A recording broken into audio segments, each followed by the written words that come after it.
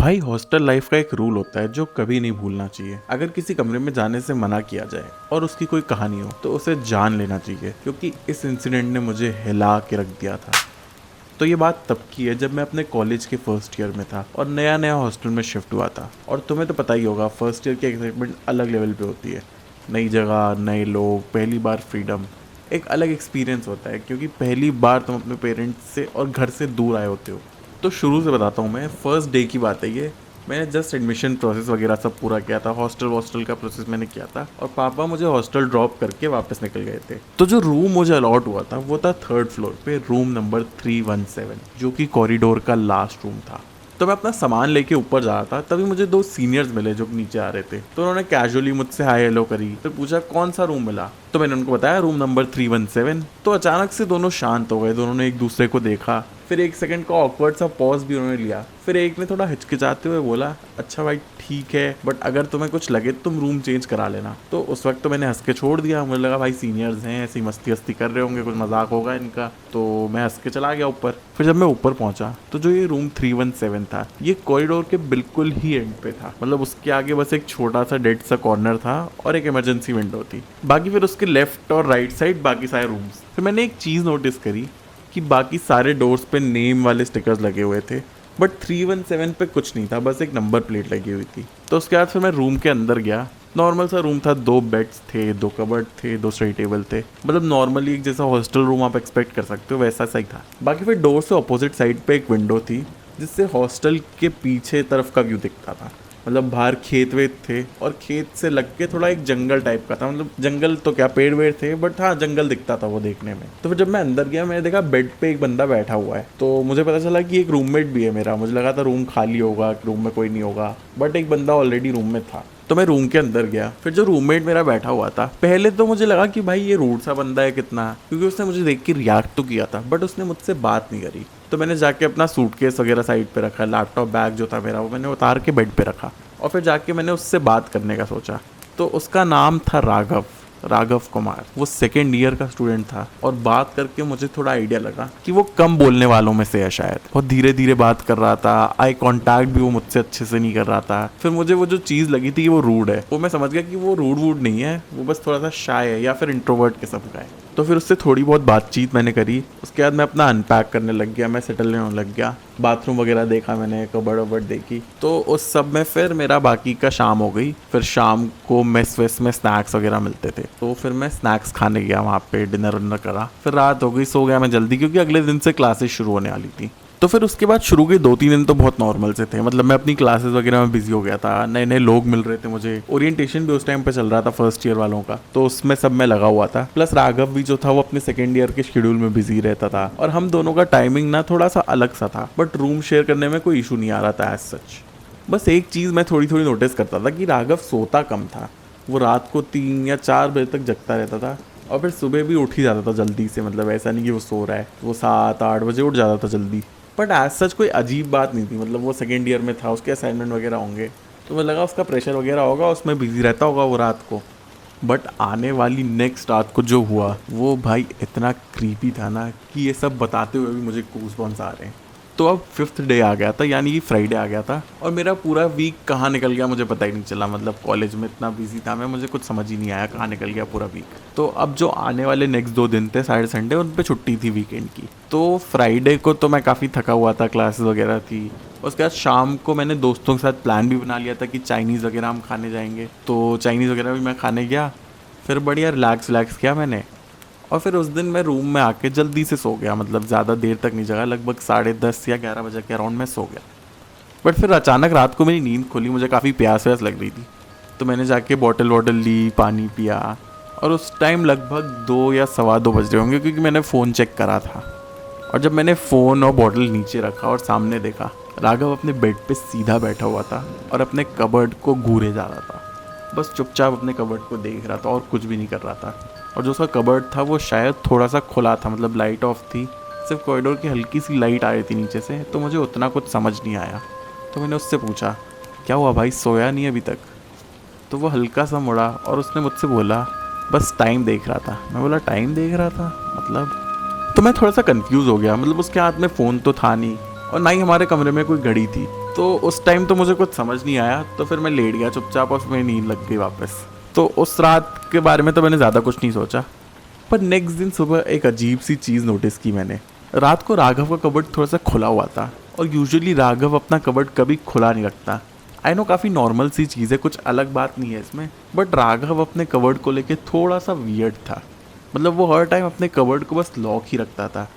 मैंने उसे कभी कपड़े वगैरह या कुछ भी कबर्ड से निकालती या इनफैक्ट कबर्ड में कुछ रखते हुए नहीं देखा था। तो इससे मुझे ऐसा लगा कि वो शायद कुछ छुपाना चाहता है। मतलब वो चाहता नहीं कि मैं उसका सामान देखूं, या फिर कुछ तो है वो जो मुझे दिखाना नहीं चाहता। तो फिर मैंने कैजुअली राघव से पूछा, भाई रात को तेरा कबर्ड खुला हुआ था क्या? तो वो 2 सेकंड के लिए रुक गया। मतलब अपना काम करते करते वो एकदम रुक गया, जैसे वो शॉक हो गया हो। और फिर उसने बोला, नहीं भाई मेरा कबर्ड नहीं खुला था, तुझे वहम हुआ होगा। और फिर वो तुरंत बाथरूम में घुस गया। तो मुझे थोड़ा सा ऑड लगा। मतलब कोई चिढ़ने वाली बात तो नहीं थी, मैंने नॉर्मल सी चीज़ पूछी थी उससे एक। पर टू बी ऑनेस्ट उस टाइम पे मैंने कुछ सोचा नहीं इस बारे में, क्योंकि कुछ एबनॉर्मल नहीं था ये। मतलब हाँ थोड़ा वियर्ड ज़रूर था, बट एज सच ये कोई एबनॉर्मल चीज़ नहीं थी कि वो अपने कबर्ड की चीज़ें मुझसे छुपाना चाहता हो। तो मैंने छोड़ दी वो बात, परस्यू नहीं करा मैंने उसको आगे। तो उसके बाद मैं चुपचाप ब्रेकफास्ट करने चला गया। फिर दिन भर मैं असाइनमेंट करने में बिजी था, काफ़ी असाइनमेंट था। तो दोस्तों के रूम में हम सब मिलके ग्रुप असाइनमेंट हम कर रहे थे अपना। फिर जब अपना काम वाम निपटा के मैं उस दिन रूम में आया शाम को, तो मैंने देखा कि राघव चेयर पे बैठा हुआ है अपनी, और एक पुरानी सी ब्लैक डायरी में कुछ तो लिख रहा है। और मैंने वो ब्लैक डायरी पहली बार देखी थी, उससे पहले मैंने उस डायरी को देखा नहीं था। तो मैंने ऐसे ही हंसते हंसते उससे मजाक में पूछा कि भाई क्या लिख रहा है तू इस डेथ नोट जैसी बुक में, मेरा नाम तो नहीं लिख रहा ना? पर वो इस बात पे हंसा नहीं। तो मुझे लगा कि भाई ये एनीमे नहीं देखता होगा, इसको नहीं पता होगा डेथ नोट के बारे में। पर तभी उसने अपनी डायरी बंद कर दी और मुझसे एकदम सीरियस टोन में उसने बोला कि पर्सनल है। उसका टोन अग्रेसिव तो नहीं था, बट काफ़ी कुछ डिफेंसिव सा मुझे लगा, जैसे कि वो मतलब बचाना चाह रहा हो इसको। तो मुझे थोड़ा सा और ऑड लगी ये भी चीज़। तो मैंने उससे बोला, भाई चिल कर, मस्ती कर रहा हूँ, ज़्यादा सीरियसली मत ले, मैं ऐसे ही मजाक में बोल रहा हूँ। पर फिर उसने उस बात का कोई जवाब नहीं दिया और वो अपना काम करने में बिजी हो गया। फिर बाकी की शाम मेरी नॉर्मल सी गई, मैंने मेस जाके डिनर वगैरह करा। फिर रात हो गई और ये एक सैटरडे नाइट थी। तो मैंने सोचा भाई कोई बढ़िया मूवी देखता हूँ। तो मैं मूवी देखने लग गया और अराउंड मैं 11:30 या 12 बजे मूवी देखने बैठा। फिर अराउंड 1:30 बजे की बात होगी, 1-1.5 घंटा मुझे हो गया था मूवी देखते हुए। तो राघव थोड़ा परेशान सा हो रहा था। तो उसने मुझसे पूछा, भाई तू सो नहीं रहा, जितना लेट हो गया तुझे? मैंने उससे बोला, हाँ भाई सोना है, बस मूवी खत्म हो जाए उसके बाद सो जाऊंगा आराम से। अगर तुझे सोना है तो मैं लाइट्स ऑफ करके देख लूंगा, कोई इशू नहीं है मुझे। तो उसने बोला ठीक है। फिर लाइट्स ऑफ कर दी हमने और वो लेट गया अपने बेड पे और मैं मूवी देखता रहा। फिर लगभग 2 बजे मूवी खत्म हो गई मेरी। अब मुझे नींद तो आ रही थी, सोना भी था, बट प्यास भी लग रही थी और मेरी बॉटल भी खाली हो गई थी। बट वाटर कूलर जो है वो रूम से बाहर था और नीचे था। तो मैं वॉशरूम गया और फिर मैं पानी भरने बाहर चला गया वाटर कूलर से अपनी बॉटल लेके। मैं जब पानी भर के वापस आया, मुझे अच्छे से याद है राघव अपनी टेबल पे बैठा हुआ था और अंधेरे में कुछ लिख रहा था। मैं थोड़ा सा चौंक गया एकदम से, क्योंकि अभी तो जब मैं गया तब वो सो रहा था और अब वो अचानक से अपनी टेबल बैठ के कुछ लिखने लग गया। मैं तुरंत रूम की लाइट ऑन कर दी। तो राघव एकदम से शॉक हो गया और तेजी से अपनी चेयर से खड़ा हुआ और बहुत ही वियर्डली उसने मेरी तरफ देखा और भाग के अपनी जो डायरी थी जिसमें वो लिख रहा था, वो ब्लैक वाली, वो उसने कबर्ड में रख के जोर से कबर्ड बंद कर दी। पर उस एक मोमेंट में मुझे उसके कबर्ड के अंदर का दिख गया और भाई उसका कबर्ड वियर्ड था अंदर से। मतलब उसका कबर्ड 70% जितना खाली था, 70-80% उसके कबर्ड में कुछ नहीं था, खाली स्पेस थी बस। और उसके जो कपड़े वगैरह थे वो सूटकेस में ही रखता था और सूटकेस से आई थिंक निकाल के पहनता होगा। और ये चीज़ मुझे काफ़ी ज़्यादा वियर्ड लगी। मतलब इतनी जगह खाली क्यों छोड़ रखी है इसने। फिर मैंने उससे बात करने की कोशिश करी। मैं थोड़ा सा मतलब डरा हुआ था, नॉट एज सच की बहुत डरा हुआ था, पर राघव ने मेरी बात का रिस्पॉन्ड ही नहीं करा और वो जाके सो गया। उस रात मैं ठीक से सो नहीं पाया। फिर अगली सुबह भी मुझे थोड़ा वियर्ड सा लग रहा था। मतलब वो अंधेरे में बैठ के क्या लिख रहा था और अचानक से वो लिखने लग गया। इतनी देर से तो वो सो रहा था और वो बुक क्या है वियर्ड सी ब्लैक कलर की, और वो उसको इतना छुपाता क्यों है। तो मैंने थोड़ा सोच के सीरियसली सीनियर्स से बात करने का डिसाइड किया। फिर मैं मेस में ब्रेकफास्ट करने गया था और कोइंसिडेंटली मुझे वही 2 सीनियर्स दिखे जो मुझे फर्स्ट डे पे दिखे थे जब मैं इस रूम में शिफ्ट हो रहा था। तो मैं जाके उनके पास बैठ गया और मैंने उनसे कैजुअली पूछा कि भाई क्या ये 317 रूम में कोई दिक्कत है क्या? उन्होंने एक दूसरे को देखा, वापस से वो एक दूसरे को देखने लग गए। तो मैं भी थोड़ा क्यूरियस हो गया था उनका ये रिएक्शन देख के। मैंने उनको बुलाया, क्या हुआ भाई, कोई दिक्कत है क्या? तब एक ने बोला, वो तू राघव के साथ रह रहा है ना? मैंने उसको बोला, हाँ राघव के साथ रह रहा हूँ। तभी दूसरे बंदे ने बोला, भाई अगर तुझे रूम में अनकंफर्टेबल फील हो तो तू शिफ्ट हो जाना, बस इतना बोल रहा हूँ मैं, मेरी बात मान लियो, और वार्डन भी तेरे को कुछ नहीं बोलेगा।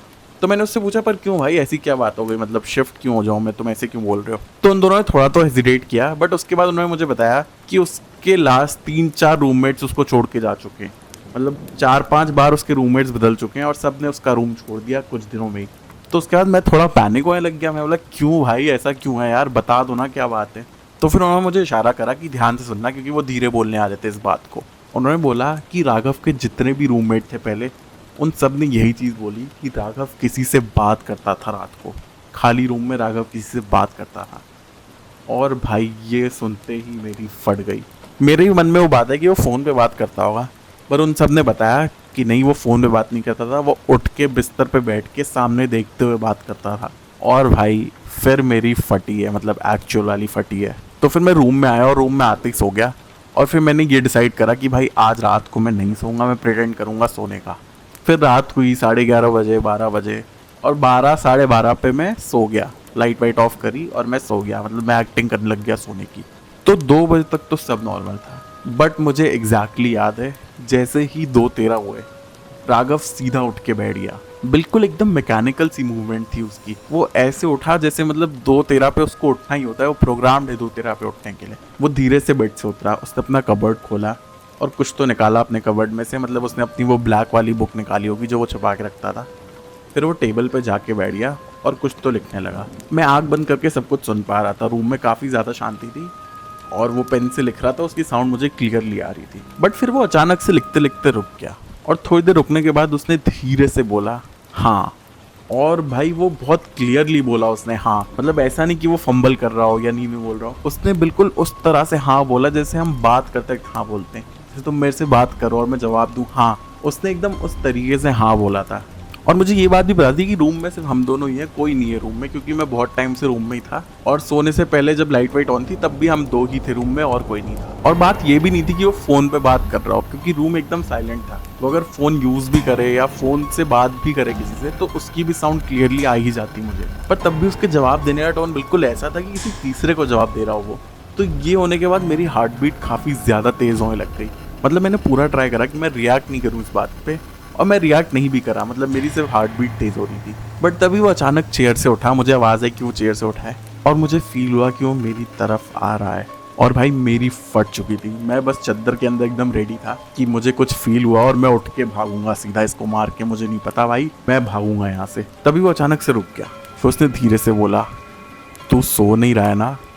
और भाई उस मोमेंट मेरे से कंट्रोल नहीं हुआ, मैं उठ गया और मैंने उसे धक्का मारा और जल्दी से रूम की लाइट ऑन कर दी। वो चुपचाप मेरे बेड के पास खड़ा था, उसने मेरे धक्के पे रिएक्ट नहीं करा, वो अग्रेसिव नहीं हुआ, कुछ भी नहीं हुआ। वो बस चुपचाप मेरे बेड के पास खड़ा था और मेरे बेड की तरफ ही देखता। और मैंने देखा उसका कबर्ड भी खुला हुआ था इस टाइम पे, पूरा खाली कबर्ड, नीचे बस एक सूटकेस रखा है बस, और कुछ नहीं था उसके कबर्ड में। टेबल पे उसकी डायरी और पेन रखा हुआ था। और भाई मुझे बहुत चुल हुई जानने की ये अंधेरे में क्या लिखता रहता है बैठ के। तो मैं धीरे धीरे उसकी डायरी की तरफ बढ़ने लगा और उसकी तरफ देख रहा था मैं कंटिन्यूसली कि वो मेरे पे कूद ना जाए या कुछ हो ना जाए। बट वो बहुत कामली खड़ा था, मतलब वो ऐसा ही लग रहा था कि वो हार्मफुल सा है, वो हार्मलेस सा ही लग रहा था काफ़ी। ऐसा ही लग रहा था कि मुझे नुकसान पहुंचा देगा या कुछ कर देगा।